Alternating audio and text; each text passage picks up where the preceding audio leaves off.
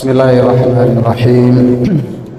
Assalamualaikum warahmatullahi wabarakatuh. Alhamdulillahi rabbil alamin. Wassalatu wassalamu ala ashrafil anbiya'i wal mursalin wa ala alihi wa sahbihi ajma'in. Ashhadu an la ilaha illallah wa ashhadu anna Muhammadan abduhu wa rasuluh. Wa ba'd.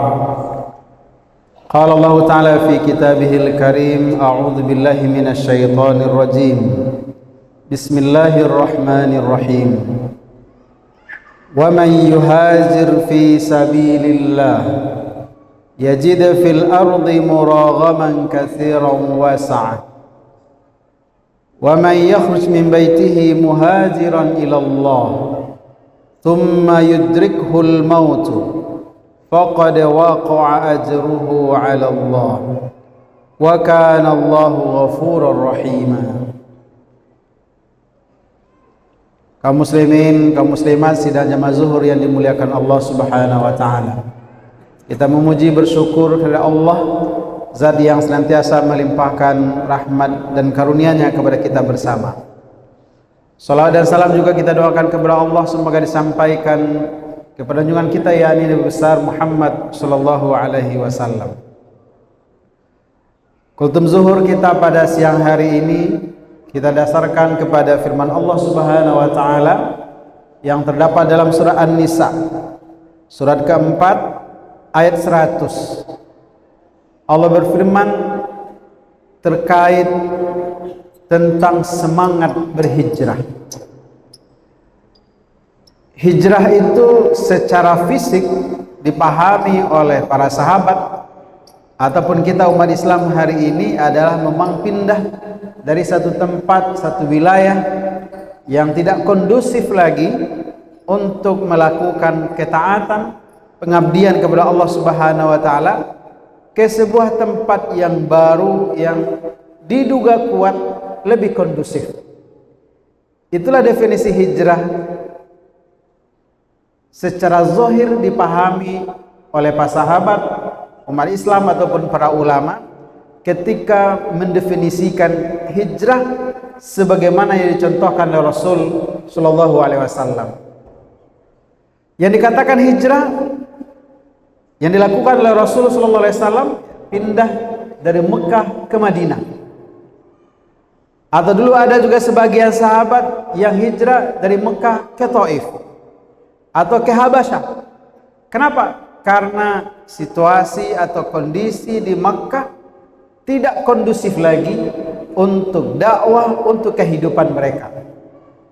Kenapa? Karena rongrongan dari orang-orang kafir Quraisy. Kalau hari ini yang bisa dikatakan makna hijrah seperti definisi awal itu adalah seperti saudara kita di Palestina atau di beberapa negara yang memang mereka tidak bisa lagi menjalankan agama, menjalankan perintah Allah Subhanahu wa taala. Tetapi Rasul sallallahu alaihi wasallam dalam sebuah hadisnya mengatakan la hijrata ba'dal fath. Tidak ada lagi hijrah setelah Fathu Makkah. Hijrah apa yang tidak ada? Yang tidak ada itu adalah hijrah secara fisik. Tetapi perilaku, karakter harus hijrah. Yang dulu kita biasanya misalnya lalai, berbuat maksiat, banyak dosa, maka dari waktu ke waktu seharusnya kita hijrah, lebih taat, lebih dekat kepada Allah Subhanahu wa taala. Dan itu diawali dengan niat untuk memperbaiki diri. Maka hijrah dalam definisi ini adalah hijrah dalam perubahan akhlak perilaku. Kaum muslimin, kaum muslimat sidang jamaah zuhur yang dimuliakan Allah Subhanahu wa taala.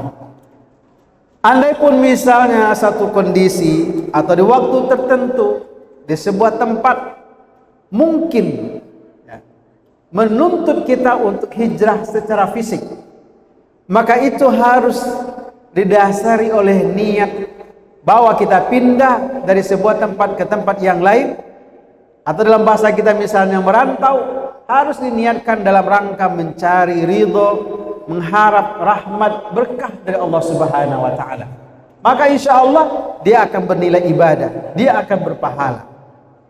Dan Allah menegaskan orang yang berhijrah, baik dalam artian fisik ataupun secara maknawi, dia pindah dari satu tempat ke tempat yang lain, atau dia berhijrah secara maknawi, memperbaiki akhlak perilaku yang didasari oleh niat, yang didasari dalam rangka mencari ridha Allah Subhanahu wa taala.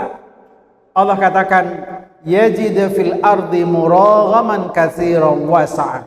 Insyaallah dia akan mendapatkan kemudahan, dia akan mendapatkan kelapangan, dia akan merasakan ternyata bumi Allah ini lapang, rezeki karunia Allah ini begitu banyak. Dan ini bisa kita rasakan andai pun kita tidak berniat hijrah dalam pemahaman agama kita sekedar pindah dari kampung ke kota, pergi merantau. Ketika dasarnya niatnya adalah ikhlas, niatnya mencari ridha Allah Subhanahu wa taala, mencari ilmu pengetahuan, mencari rezeki yang diridhoi oleh Allah Subhanahu wa taala, ternyata Allah berikan kemudahan-kemudahan. Allah bukakan pintu rezeki. Tetapi ketika rezeki itu sudah melimpah, perdagangan kita berhasil, bisnis kita sukses, lalu kita lupa diri, lalai, jauh dari Allah Subhanahu wa taala, ternyata begitu mudah bagi Allah untuk mencabut rezeki atau karunia yang sudah kita dapatkan.